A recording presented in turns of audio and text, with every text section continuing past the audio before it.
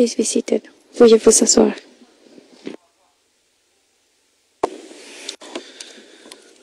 Good morning. Bonjour. La Chambre a vu la demande du bureau de l'accusation et n'a pas d'objection. Si la représentante légale des victimes n'a pas d'objection, je vais donc redonner la parole à la représentante légale des victimes, Madame Macida, et ensuite nous redonnerons la parole au bureau du procureur pour répondre aux questions du juge Anderson. Madame Macida, la parole est à vous. Thank you, Mr. President. Maître Macida, merci, Monsieur le Président. Bonjour, Madame, Messieurs les juges. À des fins d'organisation, je peux déjà informer la Chambre que mes commentaires faits par oral prendront environ une demi-heure, je pense au maximum 45.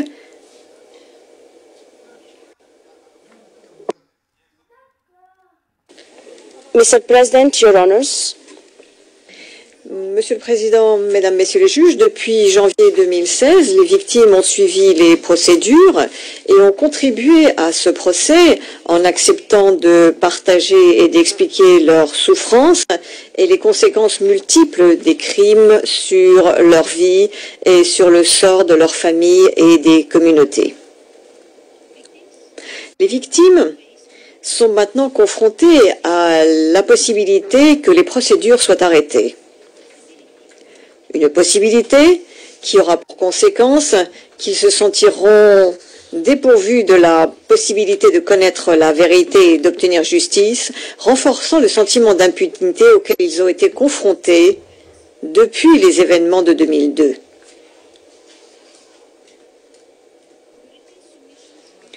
Les soumissions par écrit déposées en leur nom en réponse aux requêtes des équipes de la défense contiennent tous nos arguments en faveur du fait que ce procès devrait se poursuivre.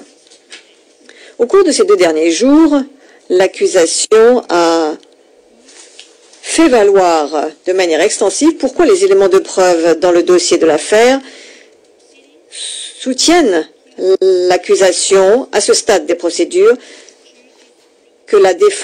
qu'il soit demandé à la défense de répondre aux charges qui sont reprochées aux accusés. Les victimes, de manière générale, partagent les arguments présentés par l'accusation, à l'exception de la requête d'abandon des charges contre M. Blé Goudet concernant les incidents du 3 et 17 mars. À la lumière de la quantité d'informations dont dispose déjà la Chambre, je limiterai mes observations à 2 questions importantes.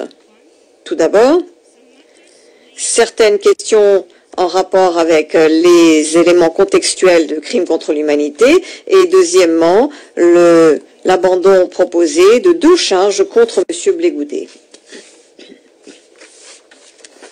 Avant de me pencher sur ces points et du fait de l'importance de la participation des victimes dans ces procédures qui ont constamment été contestées par la défense, permettez-moi, Monsieur le Président, Madame, Messieurs les juges, de vous rappeler que les victimes dans ces procédures sont des acteurs indépendants avec des intérêts similaires mais différents de ceux de l'accusation.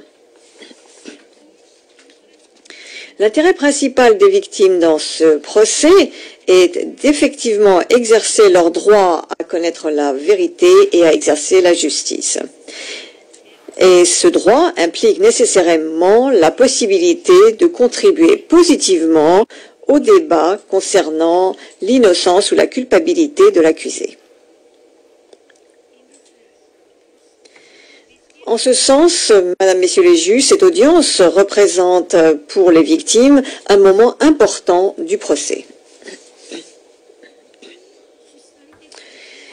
Les 2 questions importantes sur lesquelles je vais me pencher sont particulièrement importantes pour les victimes que je représente. Dans la mesure où la résolution des questions juridiques qui y sont liées auront un impact très clair sur leurs intérêts personnels. Pour ce qui est du premier point, l'élément contextuel des crimes contre l'humanité, la reconnaissance d'une attaque dirigée contre la population civile est au cœur même des intérêts des victimes, car ils ont tous souffert des conséquences de l'attaque, soit en raison de leur ethnicité, leur appartenance ethnique, leur nationalité, leur religion ou leur affiliation politique réelle ou perçue. L'accusation a maintenant décidé de ne pas se fonder sur des éléments de preuve relatifs à 9 incidents, comme cela est indiqué au paragraphe 183 et 232 de la réplique consolidée de l'accusation à la requête de la défense. Tout en étant d'accord avec l'accusation pour dire qu'il n'existe pas de nombre minimum d'incidents juridiquement et légalement nécessaires pour établir l'élément contextuel de crime contre l'humanité, je voudrais rappeler que dans cette affaire, les 5 incidents qui sont reprochés sont en soi suffisants pour établir la commission multiple d'actes revenant à une attaque directe contre la population civile en conformité avec l'article 7.2a du Statut de Rome.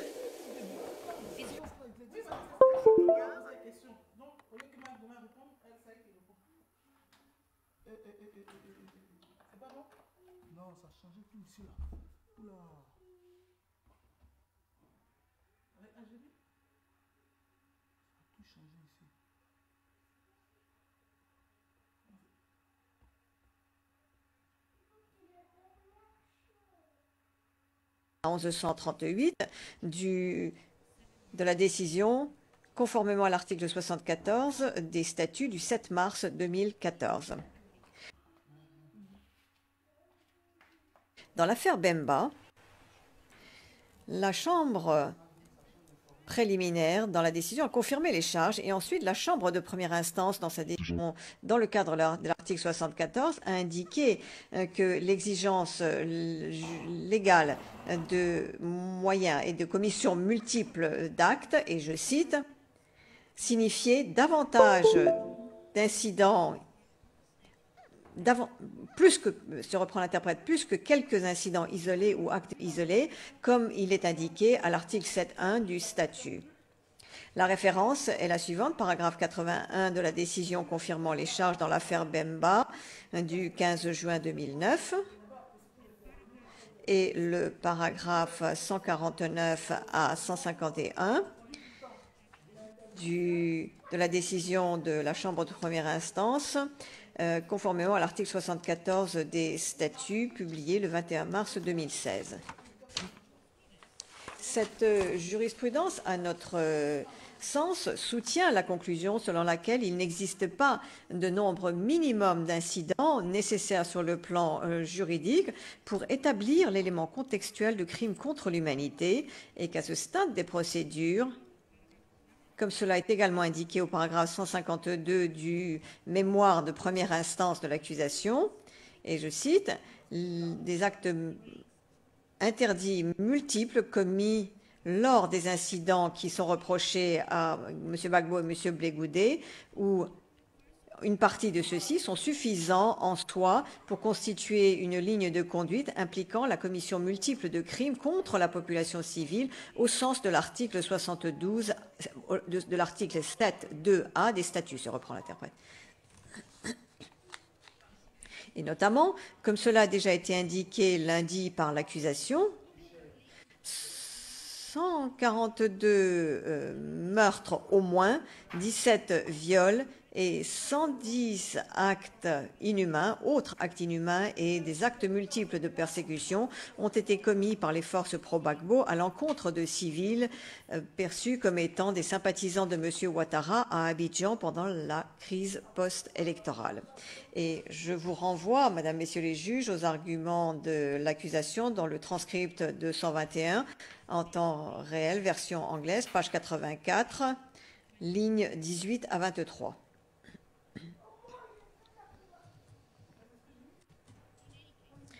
En tout état de cause,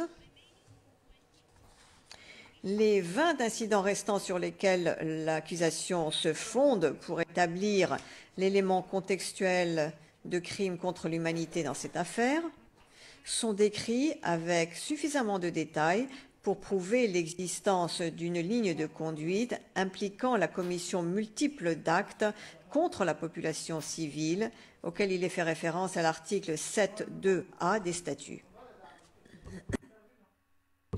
Pour chaque incident, l'accusation donne des éléments de preuve concernant les auteurs des crimes, le caractère civil des victimes et leur nationalité, leur religion, leur appartenance ethnique et ou leur appartenance politique. Ces détails montrent l'existence de schémas similaires de violence et montrent que les actes n'étaient pas des actes isolés, au hasard, ou qui se produisaient par coïncidence. Comme l'a fait valoir l'accusation pendant les 2 derniers jours, ces actes de violence se sont essentiellement déroulés à l'occasion de manifestations ou dans les locaux des partis politiques, à l'encontre de manifestants et de sympathisants politiques perçus comme étant pro-Ouattara, non pas avec des méthodes d'application de la loi conventionnelle, mais en utilisant des tirs de manière indiscriminée ou des grenades dans les quartiers habités par ceux qui étaient considérés comme étant des sympathisants d'Ouattara, suite également à des contrôles d'identité et avec des tirs ou des obus tirés sur des zones densément peuplées par ce que l'on considérait comme des sympathisants de Ouattara. Ceci, à notre sens, montre qu'il y avait une ligne de conduite contre la population civile. Et je pense que ceci va dans une certaine mesure dans le sens de la question 3 du juge Henderson. Maintenant, si un incident ne possède pas les caractéristiques que je viens d'écrire dans les exemples qui sont fournis, alors cet incident ne fait pas partie de l'attaque. Et d'ailleurs, à ce propos, pour ce qui est de la question 4 du juge Henderson en rapport avec la politique, la pratique devant cette cour affirme, et je cite, qu'un État ou une politique organisationnelle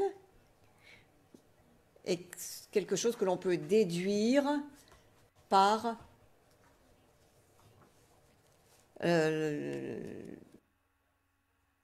en constatant, entre autres, des actions répétées se produisant de la même façon. Les exemples que j'ai mentionnés, à notre sens, montrent que ces actes ont été commis conformément à une politique. Et la référence, c'est la décision du procès de Katanga du 7 mars 2014 au paragraphe 1100.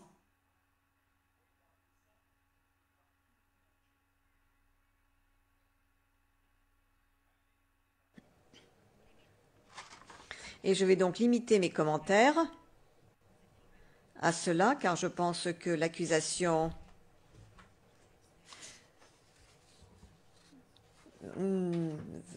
abordera l'ensemble de la question du juge Henderson par la suite. Ces éléments sont suffisants à ce stade des procédures pour conclure qu'il y a suffisamment d'éléments de preuve dans le dossier de l'affaire pour soutenir l'existence d'éléments contextuels de crimes contre l'humanité.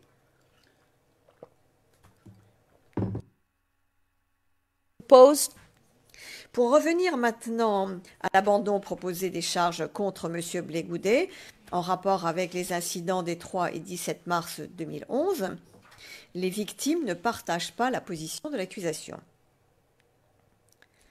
L'accusation ne s'oppose pas à l'abandon de 2 charges et indique qu'elle espère que, et je cite, « un tel allègement aidera à faire avancer les procédures plus rapidement ». Fin de citation. Et la référence concerne le paragraphe 25 de la réplique consolidée de l'accusation aux requêtes de la défense. Prosecution, while intending Tout en accueillant favorablement les efforts de l'accusation pour faire avancer les procédures rapidement, la nécessité de fonctionner rapidement ne peut néanmoins aller à l'encontre des intérêts de la justice et certainement pas, Madame, Messieurs les juges, à l'encontre des intérêts des centaines de victimes ayant participé à ce procès. Les victimes ont le droit de voir les individus qui leur auraient fait du mal venir devant la justice et de participer à un procès qui porte sur l'ensemble de leurs responsabilités dans les événements concernés. Une responsabilité qui peut être qualifiée de façon différente en fonction du mode de participation des auteurs dans chaque événement. Alors que l'accusation pourrait trouver qu'il serait bon de s'intéresser uniquement aux incidents qui sont reprochés à M. Blégoudet, considéré comme ayant la responsabilité principale, les événements pour lesquels qui sont reprochés à l'accusé dans le cadre de l'article 25.3c et d des statuts ne peuvent pas être mis de côté tout simplement. Ceci serait préjudiciable aux intérêts des victimes et serait en tout état de cause dans cette affaire prématurée. Contrairement à ce qu'a fait valoir l'accusation hier, comme cela est indiqué à la ligne 10, à la page 10, ligne 19 à 25 du transcript 222 en anglais, version en temps réel, le retrait de ces charges, l'abandon de ces charges crée des modifications importantes par rapport aux crimes et modes de responsabilité qui sont reprochés à M. Blégoudet. Les éléments de preuve qui soutiennent la responsabilité de M. Blégoudet pour les événements des 3 et 17 mars doivent être adressés et doivent être traités et discutés devant cette Chambre en raison du droit des victimes à connaître la vérité, ce qui implique une obligation de la Chambre à apprécier l'ensemble de la responsabilité des accusés dans le plan commun et des incidents pertinents découlant de sa participation à ce dit plan commun.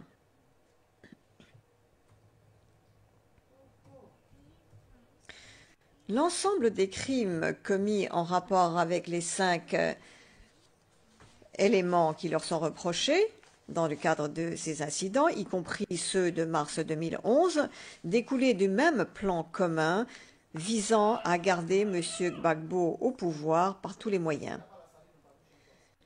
Ce plan commun a également, selon les termes de l'accusation, également mis en place de manière coordonnée par M. Blégoudet avec M. Gbagbo et d'autres, parce que tous partageaient le même désir de garder M. Gbagbo au pouvoir par tous les moyens.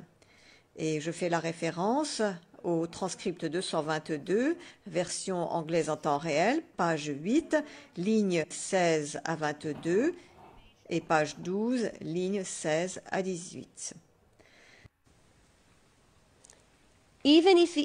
Même si les éléments de preuve présentés à ce stade montrent que ce sont les FDS qui sont responsables de la répression à l'encontre de la marche des femmes du 3 mars 2011 et qui ont tiré des obus sur le marché d'Abobo le 11 mars 2011. Néanmoins, M. Blégoudet a indirectement contribué au massacre et au traitement inhumain de civils pendant les 2 incidents à travers ses activités soutenant le plan commun. Ainsi, contrairement à ce qu'avance l'accusation, il y a, à notre sens, au moins, ou du moins à ce stade des procédures, un lien entre M. Blégoudet et les incidents des 3 et 17 mars. In fact, as argued by the En fait, comme l'indique l'accusation dans son mémoire de première instance au paragraphe 893 et 894, les éléments de preuve montrent, et je cite, je reprends donc les éléments du mémoire de première instance, la contribution de M. Blégoudet à apporter une aide et un soutien matériel aux auteurs directs concernant l'ensemble des crimes et des chefs d'accusation.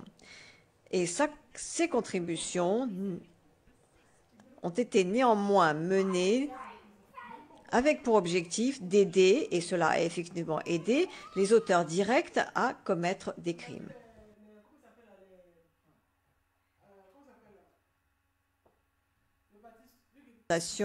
Au cours de ces 2 derniers jours, le procureur a mis en lumière des éléments qui, à ce stade des procédures, à notre sens, soutiennent ou plaident en faveur du non-abandon des charges reprochées à M. Blé Goudet, et je ferai référence à ces éléments pendant ma présentation. Pour soutenir l'argument selon lequel les charges ne devraient pas être abandonnées à ce stade de la procédure, je voudrais souligner quelques éléments et éléments de preuve dans le dossier de l'affaire, auquel d'ailleurs l'accusation a fait référence hier. Premièrement, comme cela a été expliqué au paragraphe 900 du mémoire de première instance et au paragraphe 1991 et 1992 de la réponse consolidée, M. Blé Goudet était membre d'un groupe de personnes agissant dans l'objectif commun d'attaquer les civils pro-Ouattara à Abidjan entre le 27 novembre 2010 et environ le 12 avril 2011 et les ciblant sur des bases d'appartenance ethnique, religieuse et nationale.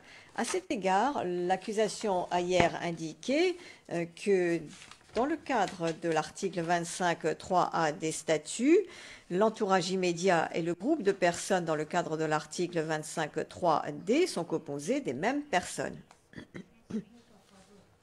La référence est le transcript 222, version anglaise en temps réel, page 103, ligne 9 à 11. Deuxièmement, M. Blé Goudet a contribué à la commission de crimes les 3 et 17 mars 2011, et ce de manière importante. Il a joué un rôle central dans la conception d'un objectif commun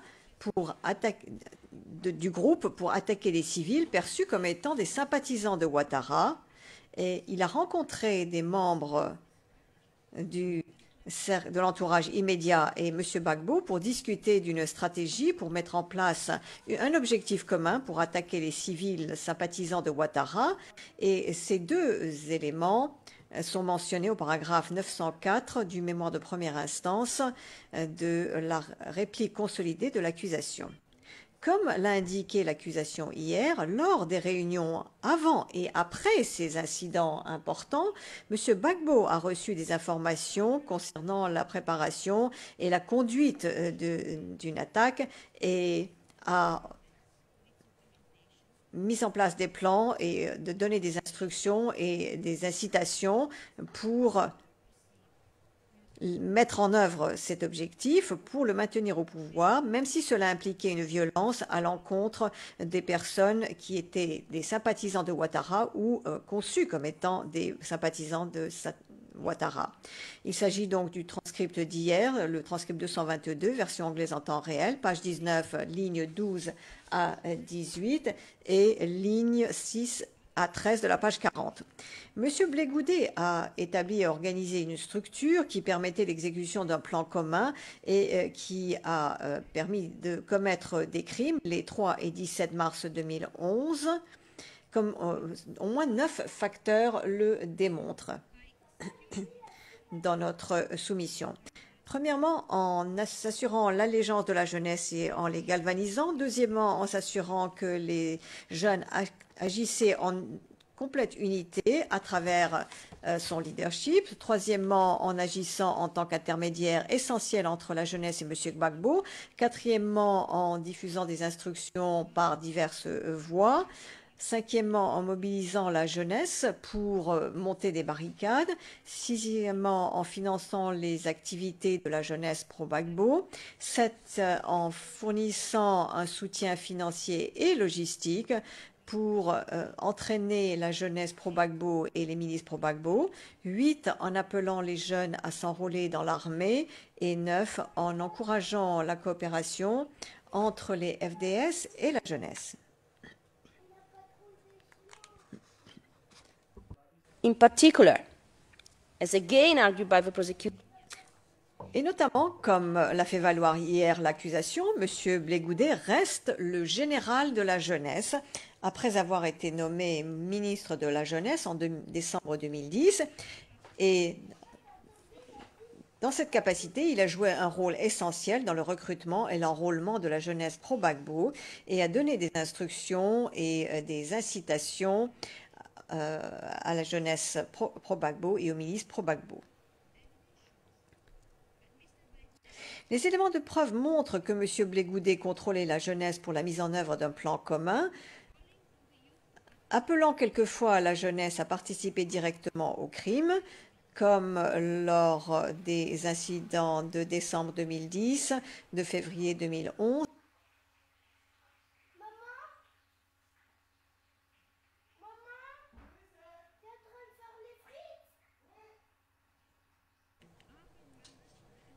Il mettait ces jeunes à la disposition d'autres membres de l'entourage immédiat.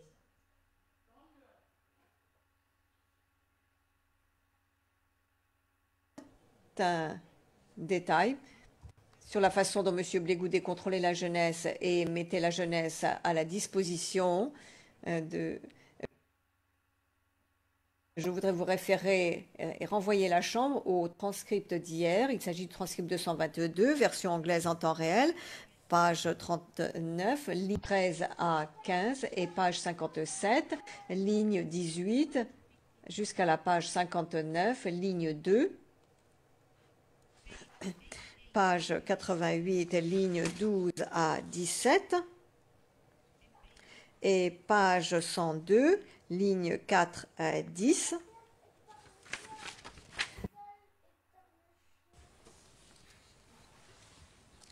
Je pense qu'elle va sauter.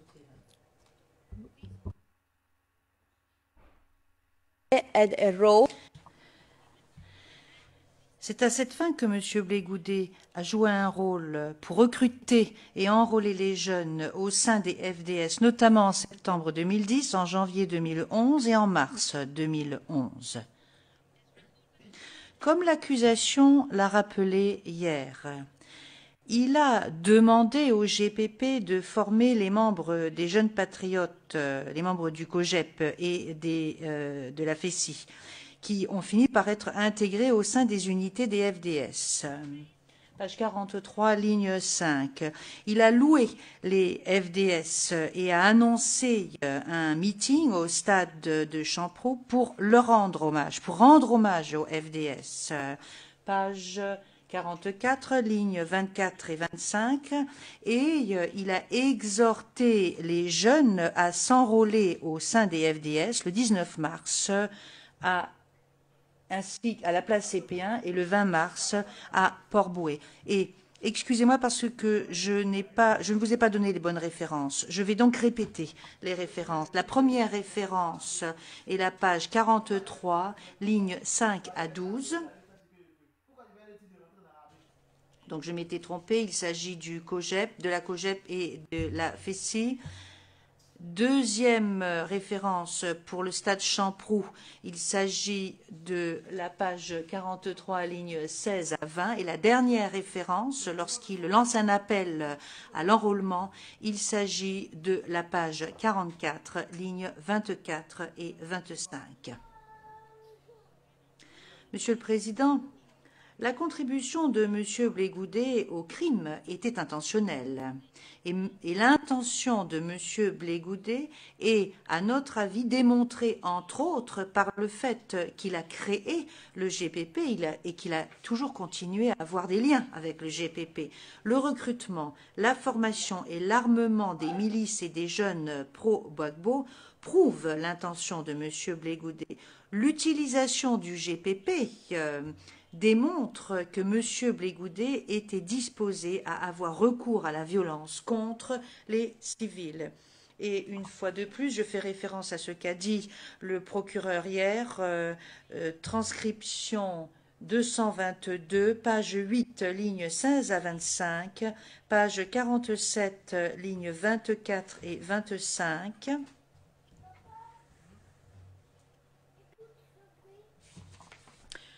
La contribution de M. Blégoudet a été apportée alors qu'il savait, qu'il connaissait l'intention du groupe, l'intention de commission des crimes. Il avait cette connaissance qui a été démontrée, entre autres, par le rôle qu'il a joué pour le recrutement des jeunes au sein des FDS et l'appel qu'il a lancé à la jeunesse pour qu'ils s'enrôlent dans les forces armées le 19 et le 20 mars 2011.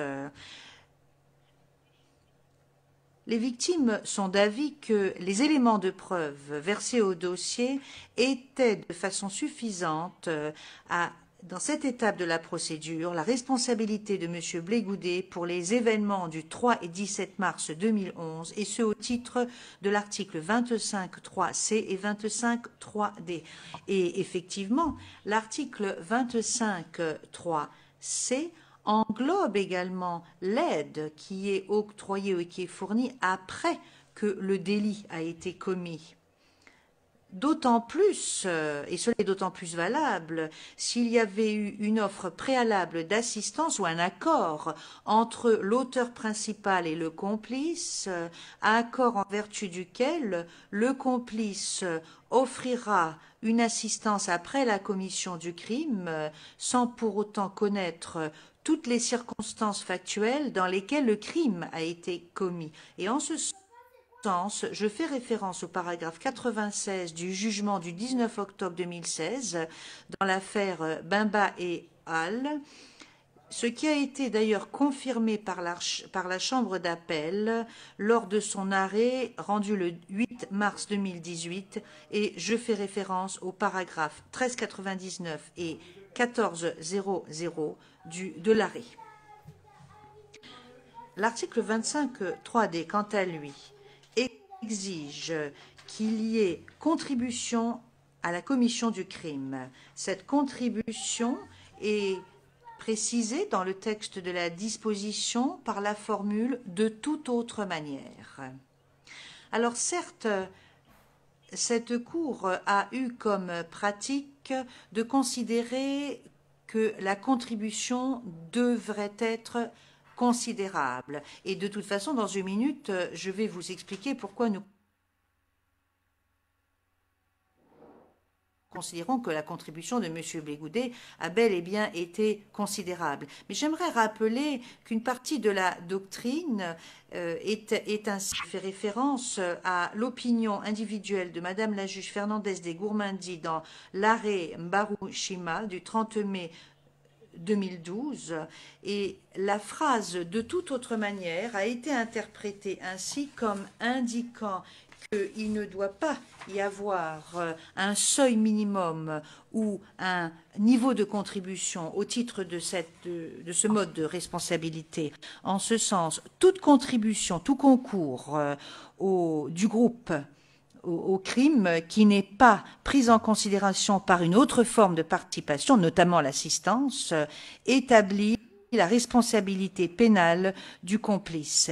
Et étant donné que cette disposition exige tout type de contribution aux crimes individuels, l'article 25.3d englobe également, tel que l'ont indiqué d'aucuns, des contributions qui n'ont aucun lien causal direct avec le crime à proprement parler. Étant donné qu'un lien direct avec le crime à proprement parler n'est pas exigé par l'article 25.3 petit a, il ne peut pas non plus être exigé pour l'article 25.3d qui fait référence à la responsabilité en tant que complice et non pas en tant qu'auteur.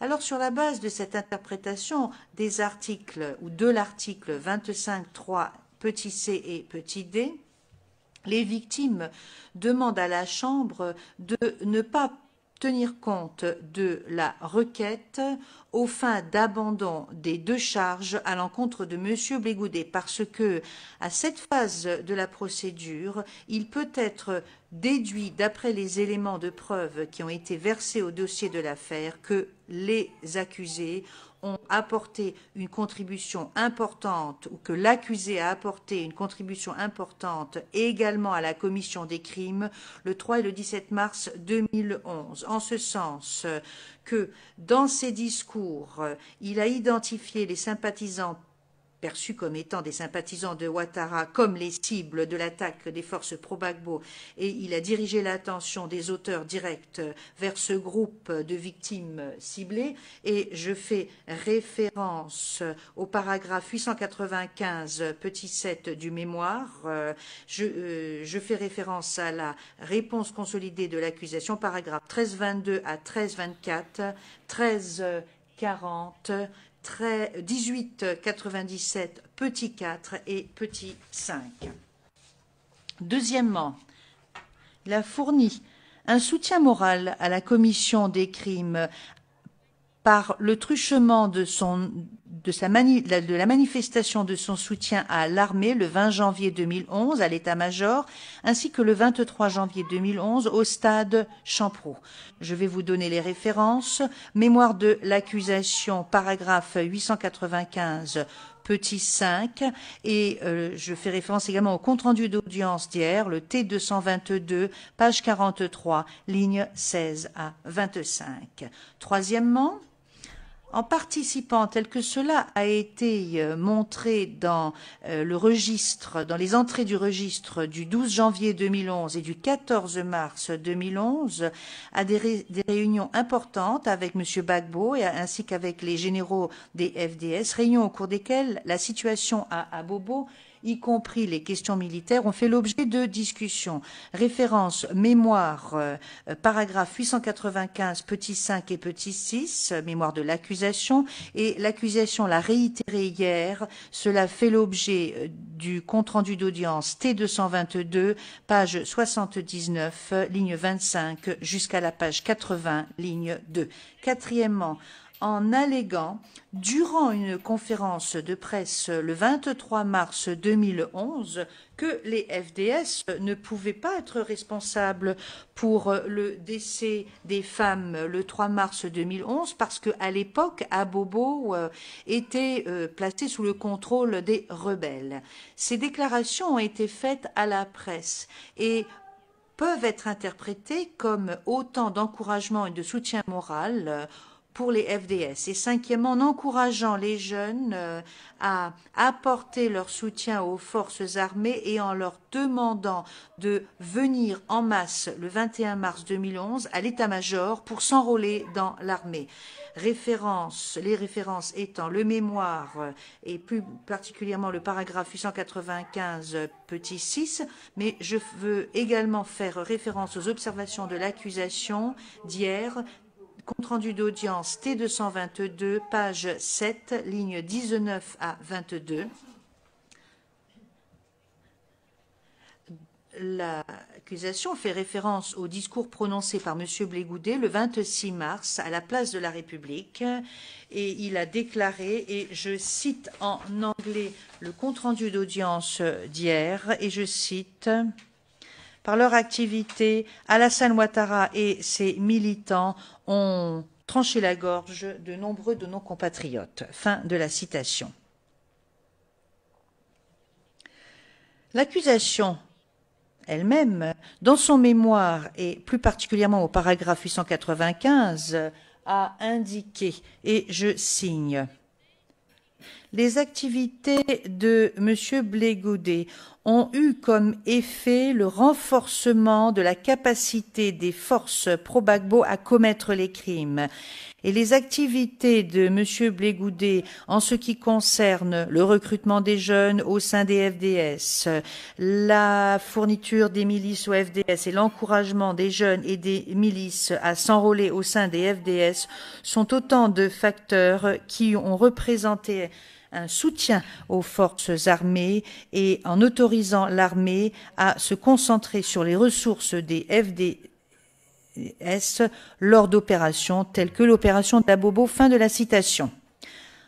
En conclusion, Mesdames, Messieurs les juges, l'abandon des charges à l'encontre de M. Blégoudet pour les événements du 3 et du 17 mars ne peut pas être autorisé à ce stade de la procédure parce que nous disposons de suffisamment d'éléments de preuve versés au dossier qui démontrent que c'est intentionnellement qu'il a apporté son concours à la commission des crimes commis par d'autres membres de l'entourage immédiat contre les personnes considérées ou perçues comme des sympathisants de Ouattara.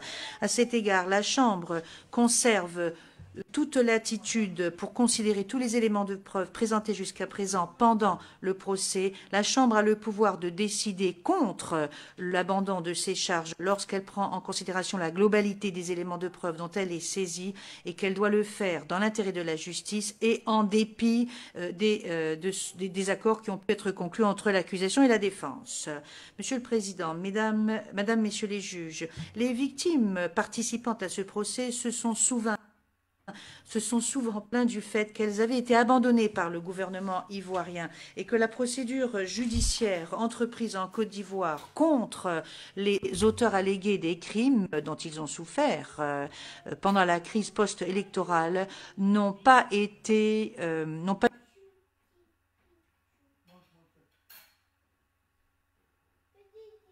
attitude de la Cour à rendre justice. Toutefois, si ce procès ne se poursuit pas, une fois de plus, les victimes seront abandonnées. Une fois de plus, elles se sentiront trahies et vont connaître un processus de traumatisation secondaire. Mettre un terme à la procédure en l'espèce signifiera mettre un terme au seul effort crédible permettant de faire en sorte que justice soit rendue aux victimes de la crise post-électorale, victimes qui ont été ciblées parce qu'elles étaient soit des sympathisants véritables de M. Ouattara, soit perçues comme l'étant du fait de leur nationalité, de leur appartenance ethnique, de leur religion et de leur affiliation politique. Les victimes ont exprimé leur point de vue, suivant lesquels les deux accusés doivent répondre de toutes les accusations soulevées par l'accusation, et ce dans l'intérêt de la justice. En conséquence, la seule voie qui nous permettra d'aller de l'avant est de poursuivre ce procès de façon diligente. Ne pas le faire serait véritablement priver ces victimes d'un accès effectif et efficace à la justice. J'en ai terminé, Monsieur le Président. Je vous remercie, Maître Massida, et je redonne la parole au bureau du procureur, qui va répondre aux questions qui ont été posées par Monsieur le juge Anderson ce matin. Monsieur MacDonald. Merci beaucoup, Monsieur le Président. Merci de nous avoir accordé ce temps supplémentaire pour que nous puissions répondre au mieux aux questions qui ont été posées par Monsieur le juge Anderson. Ma collègue, Madame Salgado, va répondre aux questions qui ont été posées à l'accusation. Le Président, je vous remercie. Vous avez la parole, Madame.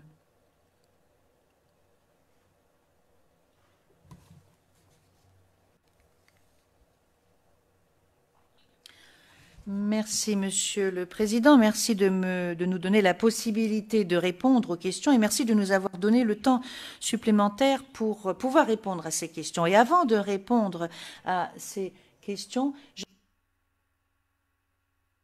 j'aimerais juste faire référence à notre réponse qui, dans son chapitre 3b, explique de façon détaillée le droit et la jurisprudence de la Cour qui, d'après nous, doit être appliquée aux éléments contextuels des crimes contre l'humanité. Alors, pour répondre à votre première question, et je vais en donner lecture pour que nous sachions exactement de quelle question il s'agit, la question est comme suit.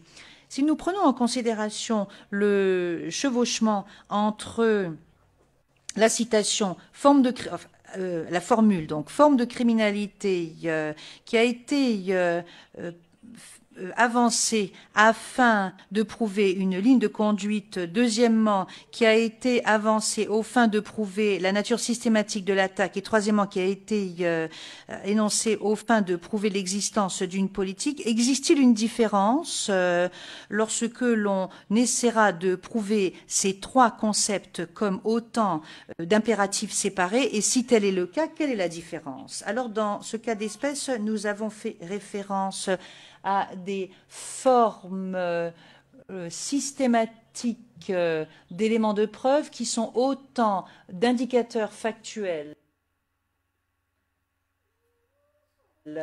qui sont pertinents pour déterminer l'existence d'une ligne de conduite dirigée contre la population civile, ainsi que la nature systématique de l'attaque, ainsi que l'existence de la politique en fonction de laquelle l'attaque a été effectuée. Pour être précis, nous nous sommes intéressés à cette question au paragraphe 242 et 243 de notre réponse. Alors, il existe certes une différence entre la portée des éléments juridiques, des trois éléments juridiques mentionnés. Il existe également une différence pour ce qui est de la façon de prouver cela. Et nous avons énoncé les éléments de façon détaillée au chapitre moyen de la preuve, et ce dans nos écritures. Mais il existe également des similitudes, en ce sens que pour ce qui est de l'élément ligne de conduite, nous montrons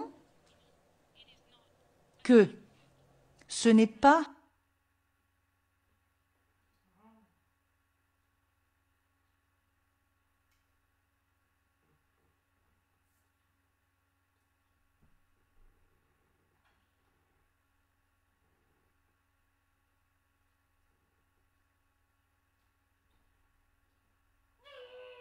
de façon aléatoire, au hasard. Nous démontrons l'improbabilité de cela.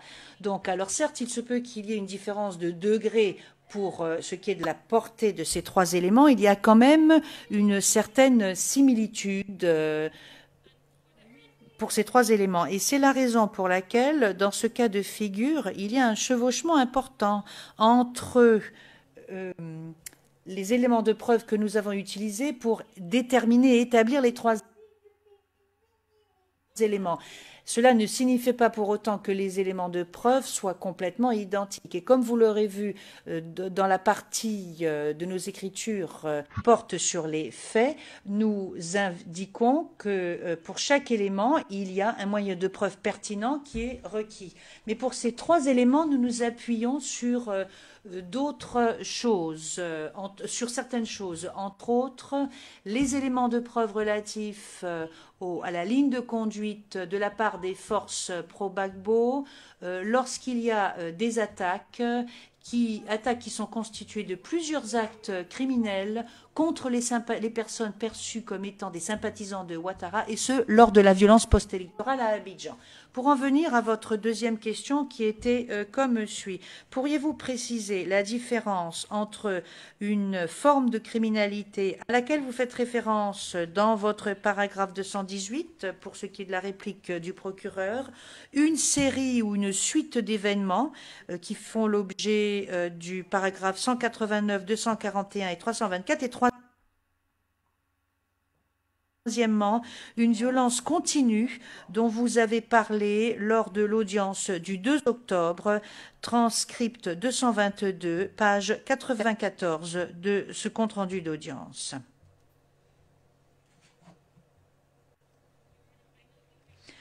Monsieur le juge, je sais que vous avez fait référence à des formes de criminalité qui sont décrites dans notre paragraphe 218 de notre réplique, à savoir la partie juridique de notre réplique, mais je sais que nous avons également utilisé cette formule comme indicateur de preuve ou comme un fait subsidiaire étayé par des éléments de preuve crédibles avancés en l'espèce. Et j'ai également mentionné que nous avons fait valoir que ces formes de criminalité, ou plutôt que ces crimes systématiques, ces crimes en fait il y a eu donc ces crimes systématiques, mais nous avons également indiqué où ils ont été commis, ces crimes, quand ils ont été commis, et cela démontre qu'il y a attaque contre les personnes perçues comme étant des sympathisants de M. Ouattara à Abidjan à la période pertinente, et crimes commis par les forces pro-Gbagbo. Alors vous m'avez posé une question au sujet du sens de la suite ou de cette série d'événements, qui est une expression qui est utilisée dans la jurisprudence de la Cour pour décrire l'élément juridique de la ligne de conduite. Et par exemple, dans la décision de confirmation dans Gbagbo, au paragraphe 209, ainsi que dans le jugement Bemba, au paragraphe 149, ils définissent une ligne de conduite pour laquelle il y a commission multiple d'actes, auquel il est fait référence à l'article 7.1 comme étant une série ou une suite d'événements par opposition à un simple ensemble d'actes isolés ou aléatoires. En dernier lieu, monsieur le juge, pour ce qui est de la violence continue, expression que nous avons utilisée pendant cette audience, nous avons utilisé cette expression pour indiquer un autre indicateur factuel pour démontrer que tous les crimes reprochés en l'espèce s'inscrivaient dans cette ligne systématique de violence. Donc, ce que nous voulons dire, c'est que les attaquants ont eu une ligne de conduite pendant une certaine période de temps pendant laquelle ils ont continué à commettre des crimes contre les personnes perçues comme étant des sympathisants de M. Ouattara. Et nous avons utilisé ce terme de violence continue, notamment pour l'événement du 12 avril. Nous avons également utilisé ce terme, cette formule de violence continue, eu égard à cet événement, parce que nous pensons qu'il décrit la façon dont cet événement peut être attribué aux accusés.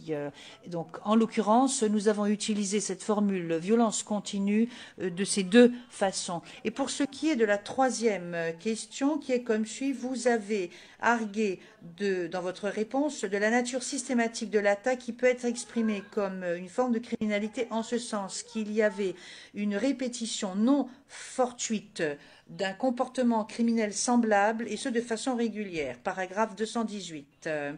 Et vous avez également affirmé dans votre réponse, je poursuis la lecture de la question, que pour établir une ligne de conduite nécessaire qui forme une attaque, point n'est besoin de montrer qu'une chambre de première instance raisonnable pourrait trouver ou pourrait conclure que l'un ou que tous ces événements ou ces actes commis dans le contexte d'un événement sont établis au regard de la norme applicable. Paragraphe 195. Donc, votre question était comme suit. Lorsque ou si aucun des actes individuels allégués pour constituer une telle ligne de conduite ne doit forcément être prouvé en application de la norme applicable, comment est-ce que je peux exclure la répétition non fortuite de la ligne criminelle?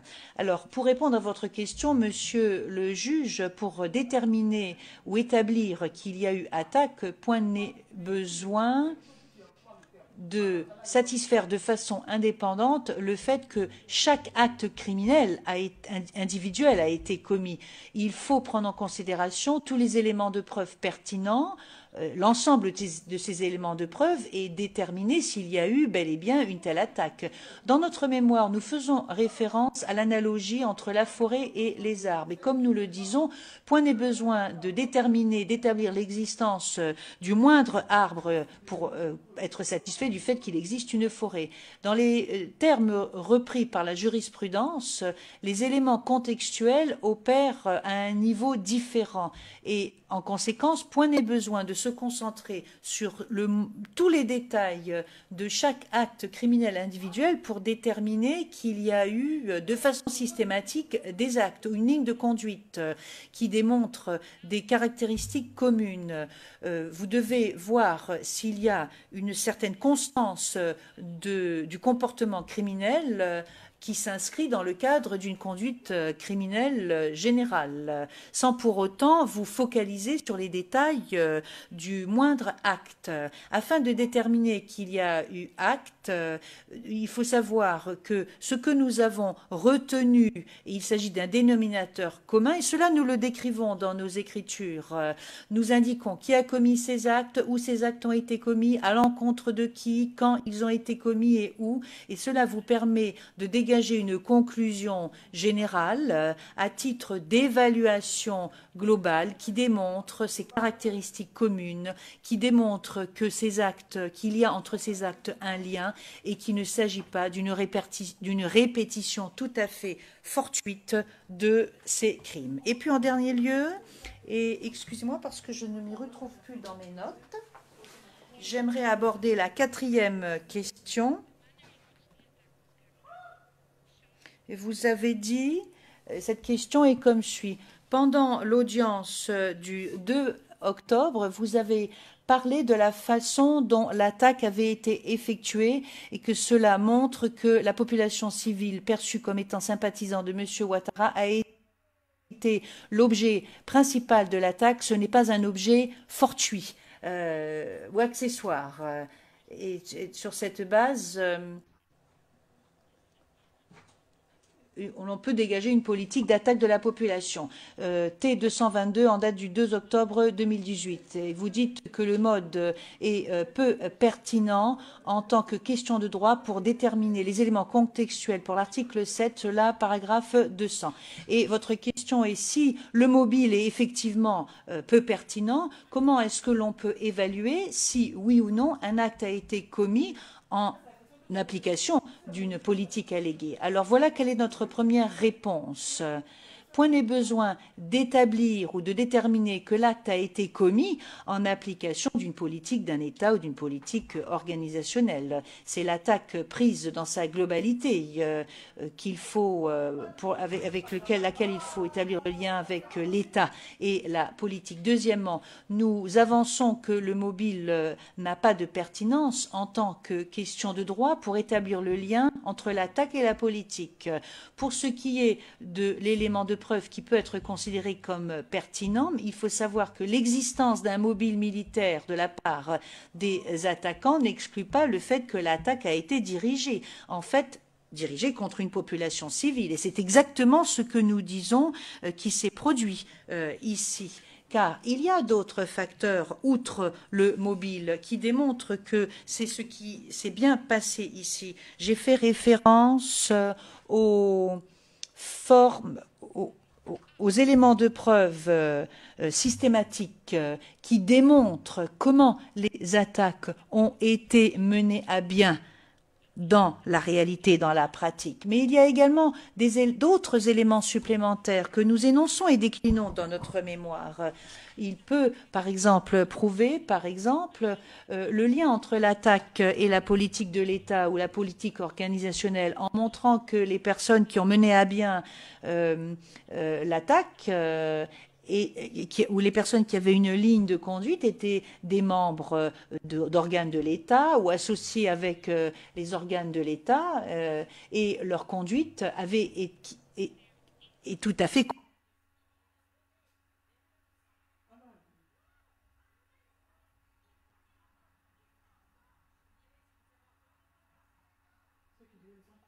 que j'espère avoir répondu à vos questions. Le juge Anderson. Oui, j'ai bien entendu vos réponses et je pense que je vais pouvoir donc travailler ces réponses.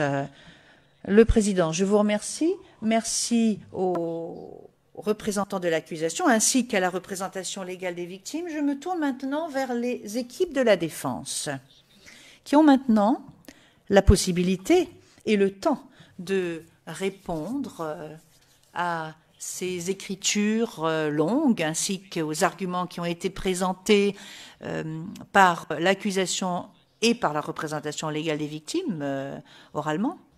Et comme je l'avais dit en guise d'entrée en matière, avant cette audience.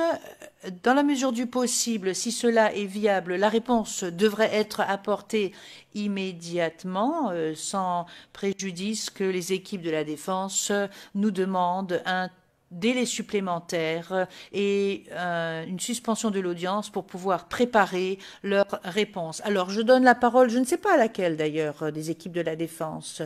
Quelle équipe de la défense souhaite prendre la parole et dire à la Chambre si elle souhaite commencer immédiatement, apporter leur réponse, ou si elle veut obtenir un temps supplémentaire. Maître Knops, je vois que vous souhaitez intervenir. Maître Knops, merci, Monsieur le Président. La défense de Monsieur Blé-Goudet demande une extension, demande davantage de temps, 60 jours de plus pour préparer plus en détail notre soumission, et ceci se base sur les arguments suivants. Simultanément, la défense de M. Blé-Goudet ne va pas réagir instantanément, mais aujourd'hui, mais va demander à la Chambre le droit de réserver tous les arguments pour d'autres audiences potentielles. Tout d'abord, dans l'affaire Ruto Sanchez, la Chambre de première instance 5A, dans son ordonnance du 18 septembre 2015, avait donné droit à la défense et l'autorisant à préparer ses soumissions orales pour répondre à la requête d'abandon des charges, en lui accordant 4 jours à la condition que les mémoires soient préparées et ne dépassent pas les 100 pages. Dans cette affaire, la Chambre avait clairement limité la soumission écrite et les écritures des parties pour répondre à la procédure d'abandon des charges. Et dans notre affaire, Monsieur le Président, nous sommes confrontés à la situation suivante. Tout d'abord, avec la réponse de l'accusation de près de 1100 pages et 6001 notes en bas de page. Nous sommes également face à un mémoire de la représentante légale des victimes d'environ 100 pages, et aujourd'hui la soumission de la représentante légale des victimes sur le 3e et 4e incident qui à notre sens s'écarte de la position de l'accusation. Et enfin, nous sommes également confrontés aux 250 pages de transcript de l'audience d'aujourd'hui, d'hier et de lundi, ce qui représente environ 1500 pages sur lesquelles nous devons nous pencher et coordonner notre travail et faire ce travail également en lien avec ce que nous avons préparé pour aujourd'hui. C'est si nous regardons le calcul qui a été fait dans l'affaire Ruto Sanchez, et si nous appliquons la même chose dans cette affaire, c'est-à-dire 60 jours, si vous faites les calculs pour environ 1500 pages avec le calcul de 4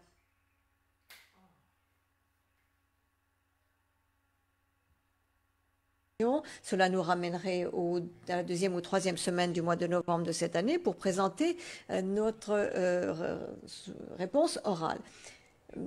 En outre, Monsieur le Président, si nous devons passer en revue et dans le détail le transcript de ces derniers jours, nous constaterons qu'il y a un certain nombre d'incohérences, des choix de lecture sélectifs et également des déformations de certaines parties des témoignages. Et nous faisons valoir que pour présenter des soumissions orales efficaces et bien organisées, nous aurons effectivement besoin de ces jours supplémentaires que nous venons de proposer à la Chambre. De ce fait, de manière concrète, la défense de M. Blé-Goudet propose que l'audience de la défense soit prévue pour la semaine du 12 novembre ou du 19 novembre. Et en anticipation de cette audience potentielle, si la Cour devait faire droit à notre requête, la défense de M. Blé-Goudet pense que nous aurions besoin de 2 ou 3 jours pour notre soumission pour pouvoir répondre à tous les arguments de l'accusation et de la représentante légale des victimes. Et j'en conclus là ma présentation. Merci, Monsieur le Président. Maître Altit.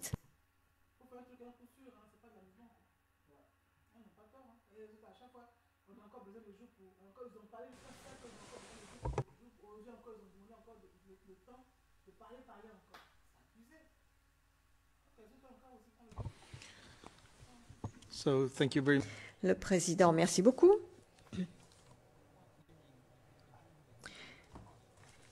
Donc, je vais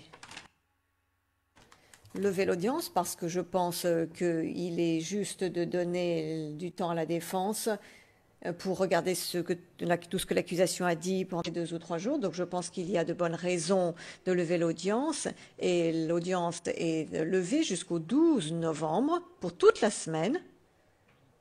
C'est-à-dire pour une audience qui ira du lundi au vendredi, cela devrait suffire. Et si ce n'est pas le cas, nous pourrions également continuer le lundi 19.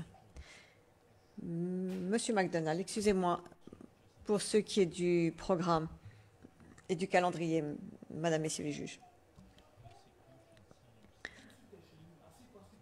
Les membres de l'équipe de l'accusation ne seront pas disponibles. Les plus importants membres de l'équipe d'accusation ne seront pas disponibles cette semaine-là parce que nous ne serons pas en ville. Et cela vaut pour le bureau. Cela tombe au moment de la retraite des membres de l'accusation, des membres du bureau du procureur, qui cette année se déroule en dehors de La Haye. Si je ne m'abuse et si je ne me trompe pas, nous envolerons le jeudi soir. Mais en tout état de cause, je vous enverrai les dates. Mais il est pratiquement sûr que nous ne serons pas disponibles le vendredi. Nous nous rendrons disponibles, ce n'est pas là le problème, mais je me demandais s'il était possible, en tous les cas, d'éviter le vendredi. Vous voulez dire le vendredi 16 ? Oui, le dernier jour de cette semaine-là. Le juge président vient de lundi à jeudi, et ensuite de lundi et mardi de la semaine suivante, d'accord ? Donc du 12 au 15, et ensuite nous pourrions reprendre les 19 et 20, d'accord ? Donc, l'audience est levée jusqu'à 9h30 le 12 novembre pour les réponses des équipes de la défense. Et ensuite, vous pourrez vous organiser pour voir qui répondra. Et si nous pouvions avoir un calendrier approximatif à l'avance, ce serait une bonne chose car cela nous permet de nous organiser. Merci beaucoup. L'audience est levée.